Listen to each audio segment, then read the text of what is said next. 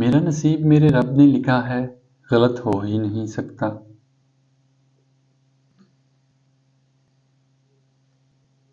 انسان نہ کچھ ہنس کر سیکھتا ہے، نہ کچھ رو کر سیکھتا ہے۔ جب بھی کچھ سیکھتا ہے یا تو کسی کا ہو کر سیکھتا ہے یا کسی کو کھو کر سیکھتا ہے۔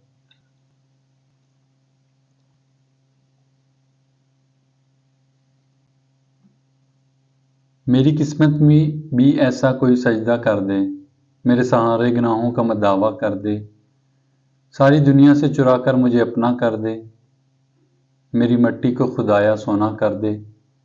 میں تیرے چاہنے والا ہوں مگر ہے حسرت جن کو تو چاہتا ہے، مجھ کو بھی ویسا کر دے۔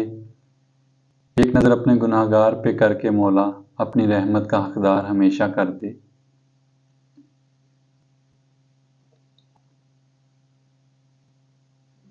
اور جب عبادت بوجھ سے سکون بن جاتی ہے تو رب سے عشق ہو جاتا ہے۔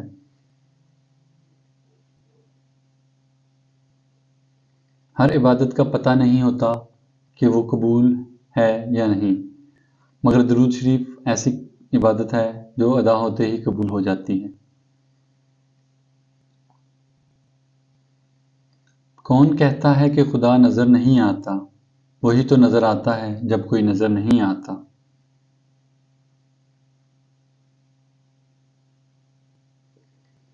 جب اللہ کسی سے ناراض ہوتا ہے تو اسے اپنے سے غافل کر کے کسی ایسی چیز کی طلب میں لگا دیتا ہے جو اس کی قسمت میں نہیں ہوتی۔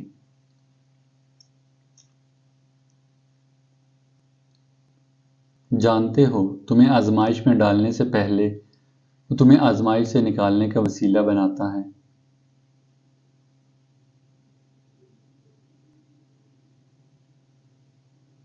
توبہ کی امید پر ہو چکے بہت گناہ یا رب، مہلت تو مل رہی ہے، توفیق بھی عطا کر۔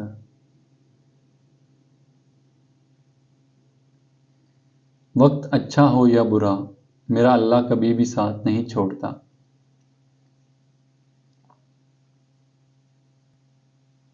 انسان کا سب سے بہترین دوست اللہ ہے، بہت جلدی مان جاتا ہے، پرانی باتیں یاد نہیں کرواتا، کبھی مایوس نہیں لوٹاتا اپنے در سے۔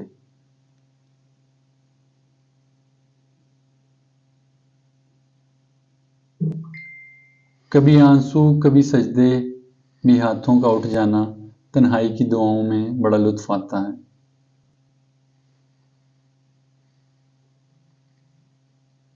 پریشانیوں بڑھ جائیں تو خدا کے سامنے رو لیا کریں، بے شک وہ 70 ماؤں سے زیادہ پیار کرنے والا ہے۔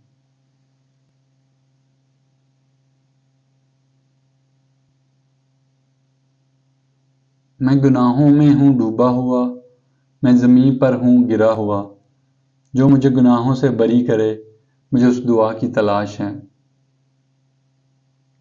امید کرتا ہوں آپ کو آج کی ویڈیو اچھی لگی ہوگی۔ ویڈیو کو لائک اور شیئر کرنا نہ بھولیے گا اور چینل کو سبسکرائب ضرور کیجیے گا۔